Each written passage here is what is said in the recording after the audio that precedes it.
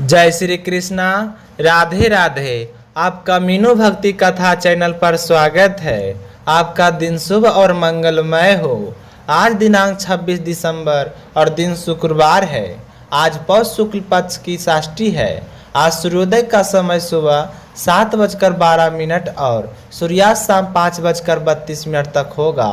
ब्रह्म मुहूर्त रहेगा सुबह 5:23 से सुबह 6:17 तक और अभिजीत मुहूर्त रहेगा दोपहर 12:01 से दोपहर 12:42 तक। वहीं राहु काल सुबह 11:04 से दोपहर 12:22 तक रहेगा।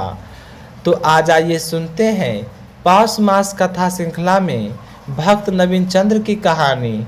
जगदीशपुर के पास बसे शांत और पवित्र भलाई गांव में शरद ठाकुर नाम का एक आदर्श ब्राह्मण रहते थे।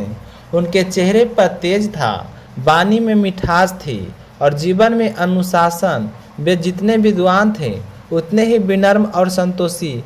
गांव-गांव में उनकी यजमानी थी और सम्मान अपार, पर जीवन साधारण और भक्ति में डूबा हुआ था। तो ईश्वर ने उन्हें एक पुत्र दिया। नवीन चंद्र हृदय से भोला था, पर माता पिता के अत्यधिक लाड़ और घर की संपन्नता से उसके स्वभाव ढील पैदा कर दी। धीरे धीरे युवा नवीन कुसंग में पड़ गया। धन और यौवन का नशा उसे भोग विलास की ओर खींचने लगा। तो शरद ठाकुर और उसकी पत्नी भीतर ही भीतर टूटते जाते, पर पुत्र मोह के कारण कठोरता ना सका।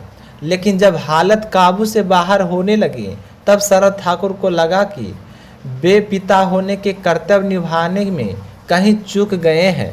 तो दोनों दंपति रात रात भर बैठकर भगवान से प्रार्थना करने लगे कि हे प्रभु, हमारे बेटे को सद्बुद्धि दो, उसके जीवन में प्रकाश भर दो। तो प्रार्थना निष्फल नहीं गई। एक दिन गांव में शिवेंद्र स्वामी नामक एक तेजस्वी महात्मा आए और नदी तट पर चतुर्मास का व्रत करने लगे। उनके मुखमंडल पर ऐसा तेज था कि जो भी दर्शन करता उसका मन शांति से भर जाता। तो शरद ठाकुर उनसे मिले और रो पड़ते हुए अपने पुत्र की व्यथा सुनाई। तो महात्मा मुस्कुराए और बोले, भय मत करो, बच्चे के संस्कार उत्तम है, बस दिशा भटक गई है। सत्संग का प्रकाश उसे अवश्य बदल देगा। तो शरद ठाकुर नवीन को उनके पास ले आए। तो जैसे ही महात्मा ने नवीन के सिर पर करुणा भरा हाथ रखा, उसके भीतर कुछ टूटने का नया बनने लगा। तो महात्मा के मधुर शब्दों ने उसके मन में दबे श्रद्धा को दीप को जगा दिया। तो स्वामी जी ने उसे कुछ नहीं दिए। संयम, सत्य का पालन, नियमित साधना, माँ कात्यायनी की उपासना। तो नवीन ने श्रद्धा पूर्वक सब स्वीकार किया और नदी तट पर परमात्मा के सानिध्य में रहने लगा। तो सत्संग का प्रभाव ऐसा पड़ा कि धीरे धीरे उसके भीतर की सारी अशांतियाँ मिटने लगी और उसके तेज अब आने लगा। मन की भोग वासनाएं शांत हो गई। साधना और भजन की नई दिशा दे दी। तो एक दिन भोर की बेला में गहन ध्यान में लीन नवीन को माँ कात्यायनी स्वयं प्रकट हुई और दिव्य प्रकाश में डूबे उनकी मुस्कुराती स्वरूप को देखकर नवीन की आंखें झलक उठी। तो माता ने आशीर्वाद देते हुए कहा, वत्स, अब तुम्हारा हृदय शुद्ध हो चुका है। गृहस्थ जीवन में रहकर भी भगवती की सेवा करना, यही तुम्हारा मार्ग है। तो माँ की आज्ञा पाकर नवीन घर लौटा और माता पिता के चरणों में गिर पड़ा।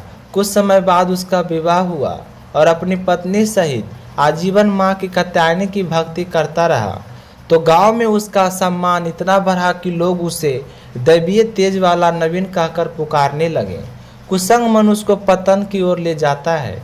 सत्संग और महापुरुषों को सानिध्य जीवन को बदल देता है और भगवत की कृपा यदि मिल जाए तो पत्थर भी पार हो जाता है। तो सच्ची भक्ति मनुष्य को भीतर को नया जन्म देती है। तो भगवान विष्णु की जय हो, माँ कात्यायनी की जय हो। तो ये थी आज आप सभी को कथा। सुनकर पसंद आया होगा तो चैनल को जरूर सब्सक्राइब कीजिएगा।